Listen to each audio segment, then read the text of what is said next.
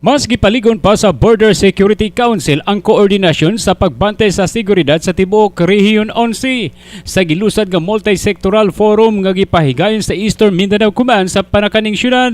Naglatag og tagsa-tagsa ka mandato ang 21 kasakop sa Border Security Council sa pagbantay sa seguridad sa Davao Region. Sumala ni EastMincom spokesperson Major Ezra Balagti nga kabahin sa mandato sa Security Council mao sa Air, Sea o Land diin magtinabangay ang 21 kasakop alang sa hugot nga seguridad sa rehiyon. Naglatag ang mga iba't ibang agency ng kanilang mandato. Kasi the last time, nung wala pang border security, kanya-kanya. So, kanya-kanyang implementation. But with the creation of Border Security Council, masisynergize natin, makoconsolidate natin yung pagkandak ng security sa ating border. So, yun yung ating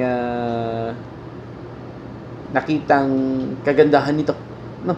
Kasi sabi nga ng kasabihan, in unity there is strength. Kabahin sa mga sakop sa Border Security Council ang Philippine Air Force, EastMincom, Philippine Navy, PNP, Task Force Davao o guban pa diin na pili nga chairman mao si Lieutenant General Rinaldo Guerrero. Alayon ni ini gikalipay ni Balagti nga hangtod karon wala pay natala ang mao nga kahugpungan nga mga abuso sa kasundaluhan sukad gipatuman ang balaod militar sa Mindanao. Kini ang inyong radyoman sa EastMincom kasamang Joel Veray, Tatak RMN. Tatak RMN.